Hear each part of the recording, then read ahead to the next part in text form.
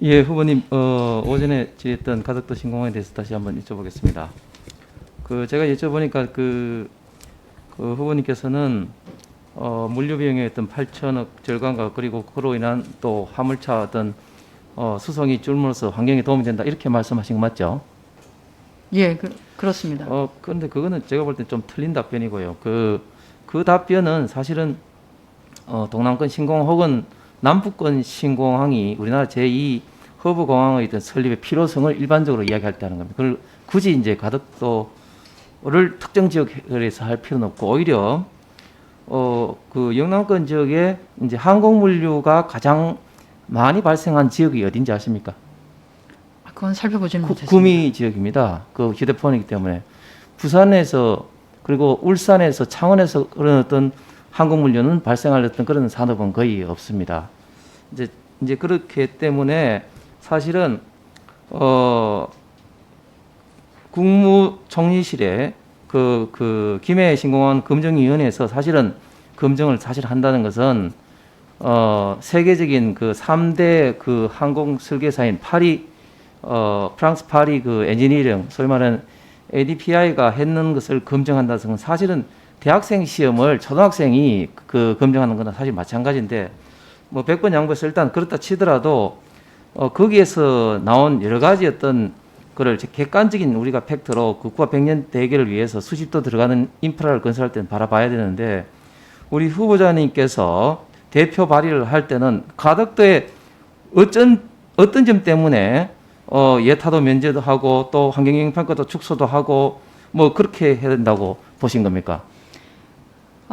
그 부산, 울산, 경남의 요구가 좀 컸다고 보고요. 아시겠지만 2030년에 부산 엑스포를 준비를 하고 있는 상황입니다. 뭐 이제 그렇게 예. 보시면 안 되고 소위 말해서 이제 장점이 이제 이런 겁니다. 이야기된 장점이 실지 24시간 24시간 운영 공항, 그리고 트라이포트 소음이 적다 이런 건데 네. 사실은 객관적으로 보십시오.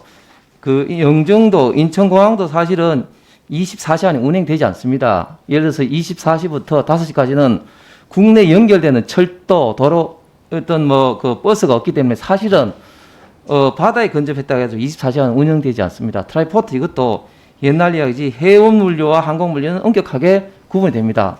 단 하나 소음은 도움이 되는 것은 분명합니다. 그러나 거기 비해서 사실은 안전적인 문제라든지 환경적인 문제라든지 비용적인 문제, 접근성 문제 이런 것은 굉장히 좀 심각한 그런 어떤 상황입니다. 그래서 저는 특정 지역을 말하는 것이 아니라 이런 여러 가지 문제 때문에 세계적인 그 항공 설계사를 통해서 2016년도에 평가를 했는 거 잘 알고 있으시지 않습니까?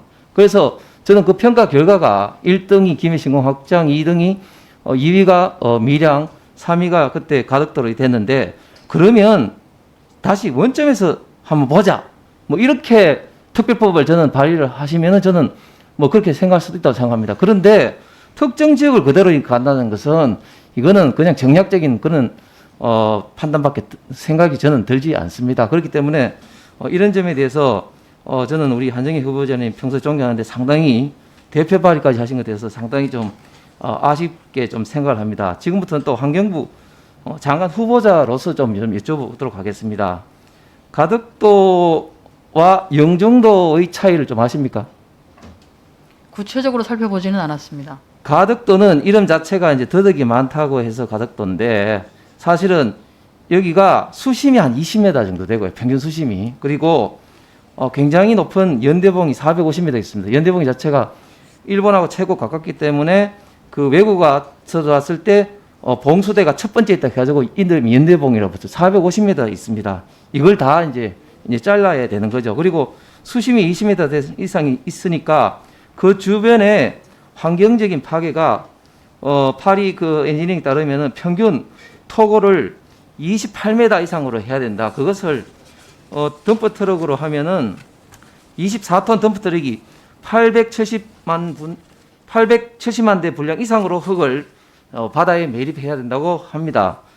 이쪽 지역은 특히 한려해상공원이 시작되는 한산도가 바로 인근에 있을 정도로 굉장히 그 경관이 좋을 뿐만 아니라 낙동강 하구에 수많은 어떤 조류가 또 나오는 그런 어떤 지역입니다. 그렇기 때문에 이 주변 자체의 어떤 환경 어떤 평가 환경 평가를 했을 때 엄청난 침해는 말할 것도 없고 가덕도 자체 내에도 생태 자연도서로 해양 생태 등급 1등급 지역이 대부분이고 녹지 자연도서 8등급 이상 그리고 철새 도로지 천년 기념물과 또 동백군락인 기념물이 수없이 많은 어떤 천년 기념물이 섬 자체에 지금 있는 그런 지역이기 때문에 환경적 파괴는 유명 의원이 말씀하신 제주 2공항보다도 제가 볼 때는 훨씬 더 심각하다.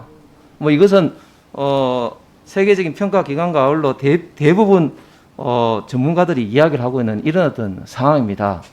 이런 상황에서 우리 이제 환경부 장관이 이제 되셔서 이것을 이제 본격적으로 이제 논의를 한다면 저는 지금까지와는 다른 후보자님의 어떤 소신과 환경 보호를 주한 주 책임자로서의 어떤 주 장관으로서의 어떤 생각을 분명히 저는 밝혀야 된다. 그렇게 좀 생각을 합니다. 이에 대해서는 어떻게 생각하십니까? 예, 개인 한정회가 생각하고 있는 가덕도 신공항의 필요성과 환경부 차원에서 가덕도 신공항이 건설되는 것에 대해 검토하고 환경적 평가를 해야 되는 상황과는 완전히 분리된다고 생각합니다. 제가 갖고 있는 생각은 생각인 것이고요. 환경부는 법적 절차에 따라서 원칙에 따라서 명확하게 일을 하면 된다고 생각합니다.